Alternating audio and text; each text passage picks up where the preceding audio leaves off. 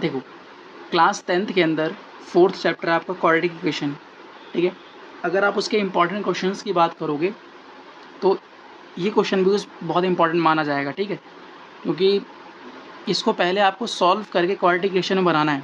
मतलब इसको सिंप्लीफाई करके पहले आपको क्वाड्रेटिक इक्वेशन में कन्वर्ट करना है एंड देन फिर आपको क्या करना है, इसके जीरोज़ निकालने हैं, इसको सॉल्व करना है। तो अपने आप में चैलेंजिंग काम है ये और लेंथी बहुत जाएगा क्वेश्चन, तो इसीलिए ध्यान से एग्जाम में एक एक स्टेप को ध्यान से करना है, क्योंकि अगर एक बार गलती हुई तो इतना टाइम आपके पास बचेगा ही नहीं कि आप पूरा दोबारा सॉल्व करो। सो देखो हमें गिवन क्या है क्वेश्चन के अंदर, ये गिवन है कि 1 में a plus B plus X equal to 1 a plus 1 b plus 1 x, ठीक है। हम इसको सॉल्व करना है, ठीक है। तो देखो सबसे पहले मैंने क्या किया, इन तीनों को लिया एलसीएम। और आपको पता है जब आप किसी भी चीज़ का एलसीएम ना ले सको, जैसे मान लो मेरे पास ए और बी है, अब ए और बी का हम एलसीएम नहीं ले सकते तो आप नॉर्मली इनको क्या करो, मल्टीप्लाई करके लिख दो। तो इन तीनों का मैं एलसीएम नहीं ले सकता तो मैंने इनको क्या करा, नॉर्मली मल्टीप्लाई करके लिख दिया। अब इस पूरे को अगर आप ए से डिवाइड करोगे तो हमारे पास क्या बचेगा, बी एक्स बचेगा, और बी एक्स को अगर 1 से मल्टीप्लाई करोगे तो बी एक्स आ गया। सिमिलरली अगर आप इस पूरे को b से डिवाइड करोगे तो ए एक्स आएगा, और ए एक्स को अगर 1 से मल्टीप्लाई करोगे तो ए एक्स आ जाएगा।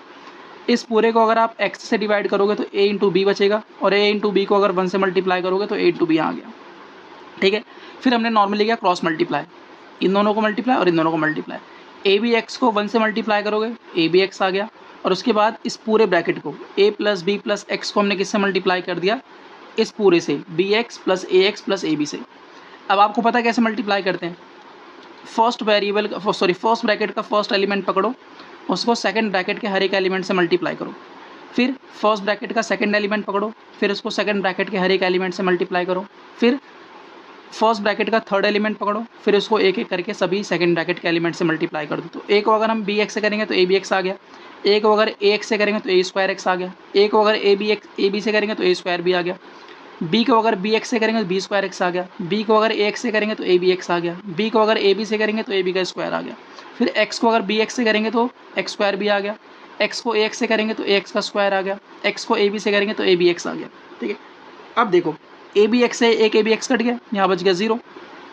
अब देखो इस वाली टर्म के पास और इस वाली टर्म के पास देखो एक्स स्क्वायर है, तो मैंने एक्स स्क्वायर कॉमन लिया, तो ब्रैकेट के अंदर बच क्या जाएगा बताओ, यहाँ से बच जाएगा ए और यहाँ से बच जाएगा बी, तो ये आ गया।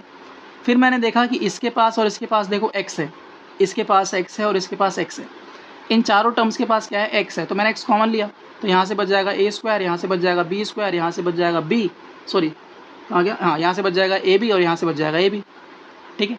और प्लस ये जो टर्म है ये दोनों ऐसे टर्म्स हैं जिसके पास कोई भी वेरिएबल नहीं है, तो ये ऐसे ही आ जाएंगे एज इट इज़। अब देखो मैं थोड़ा इसको सिंप्लीफाई करा, a square plus b square plus A b कितना बन जाएगा, 2ab बन जाएगा, और एक इसका फॉर्मूला होता है ए प्लस बी के स्क्वायर का। इसमें देखो कॉमन क्या रहा है, a square b plus A b square से मैंने ए बी कॉमन ले लिया, तो यहाँ पे ए स्क्वायर बी था तो एक ए चला जाएगा तो एक बच जाएगा, और ए बी स्क्वायर से अगर बी स्क्वायर चला जाएगा सॉरी बी एक बी चला जाएगा तो एक बी बच जाएगा।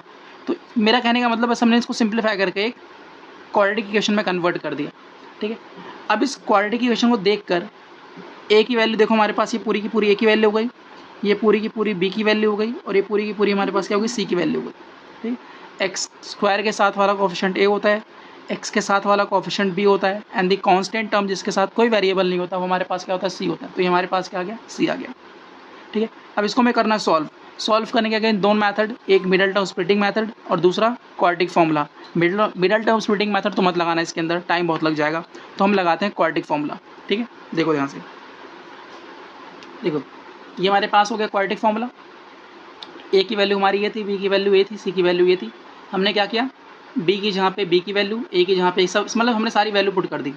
अब देखो इसके बाद सिंप्लीफाई कैसे किया हमने, तो अब ए प्लस बी के स्क्वायर का अगर स्क्वायर करोगे तो ए प्लस बी की पावर 4 हो जाएगा, और यहाँ पे देखो ए प्लस बी मल्टीप्लाई होकर ए प्लस बी का स्क्वायर हो गया, और ए बी 4 से मल्टीप्लाई होकर 4ab हो गया, और अपॉन में एज इट इज़ मैंने रखा, ठीक है। अपॉन की वैल्यू भी नहीं छेड़नी।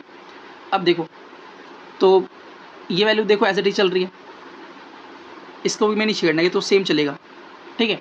हमें सिर्फ ब्रैकेट के अंदर वाली सिंप्लीफाई करनी है। देखो अब यहाँ पे ए प्लस बी का स्क्वायर है और यहाँ पे ए प्लस बी का स्क्वायर है, सॉरी अच्छा यहाँ पे ए प्लस बी की पावर 4 है और यहाँ पे ए प्लस बी का स्क्वायर है। आप बताओ अगर आपके पास एक्स की पावर 4 है और माइनस का एक्स स्क्वायर है तो क्या आप इसमें से x का स्क्वायर कॉमन नहीं ले सकते? हाँ है ना। तो मैंने क्या किया, यहाँ से a प्लस बी का स्क्वायर कॉमन ले लिया। तो जैसे ही आप अंदर a प्लस बी का स्क्वायर कॉमन लोगे तो स्क्वायर रूट से बाहर आके क्या बन जाएगा, a प्लस बी की पावर 1 नहीं बन जाएगा कि भाई अंदर से अगर x स्क्वायर बाहर आएगा तो क्या बन जाएगा, x नहीं बन जाएगा। तो वही बन गया यहाँ पे, ठीक है। अब देखो, तो a प्लस बी की पावर 4 से जब मैंने a प्लस बी का स्क्वायर लेके चला गया तो हमारे पास बच क्या जाएगा, a प्लस बी का स्क्वायर बच जाएगा। और यहाँ से अगर a प्लस बी का स्क्वायर चला गया तो पूरा का पूरा, तो माइनस का 4a भी बच गया, ठीक है। अब देखो, फिर मैंने a प्लस बी का स्क्वायर ओपन कर दिया, a square plus b square plus 2ab minus का 4ab, ठीक है। वैसे देखो आपको पता होना चाहिए कि a प्लस बी का जो स्क्वायर होता है ना, वो a माइनस बी का स्क्वायर प्लस 4ab के बराबर होता है, और a माइनस बी का जो होल स्क्वायर होता है वो a प्लस बी का स्क्वायर माइनस 4ab के बराबर होता है, ठीक है। तो मुझे तो डायरेक्टली पता था कि a प्लस बी का स्क्वायर माइनस 4ab जो होगा वो a माइनस बी के स्क्वायर बराबर होगा, बट मैंने आपको यहाँ सिंप्लीफाई करके दिखाया कैसे। इसको ओपन करो, ये आ गया। अब माइनस 4ab में से 2ab जाएगा तो कितना जाएगा, माइनस का 2ab हो जाएगा। अब बताओ ये किसका फॉर्मूला बनता है, ये किसका फॉर्मूला होता है, ये होता है a माइनस बी का होल स्क्वायर, ठीक है। अब देखो, तो ये स्क्वायर से स्क्वायर रूट कट गया तो क्या बच गया, a माइनस बी बच गया, ठीक है। अब a माइनस बी है, यहाँ पे a प्लस बी है, देखो यहाँ पे भी a प्लस बी है, यहाँ पे भी a प्लस बी मैंने कॉमन ले लिया, और जो कॉमन लिया उससे नीचे वाला a प्लस बी कट गया।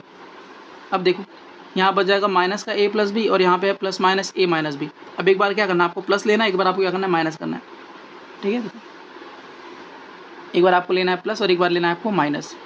ये है माइनस है, यहाँ प्लस एक कट गया, माइनस बी माइनस का 2b, और नीचे वाले 2 से 2 कट जाएगा तो माइनस का b बच गया। यहाँ से देखो b से b कट जाएगा, माइनस a माइनस का 2a, और माइनस के 2a को अगर आप 2 से डिवाइड करोगे तो कितना आ जाएगा, माइनस का आ जाएगा, ठीक है। तो एग्जाम में आने वाले one of the most important question है, प्रैक्टिस कर लेना इसकी, ठीक है।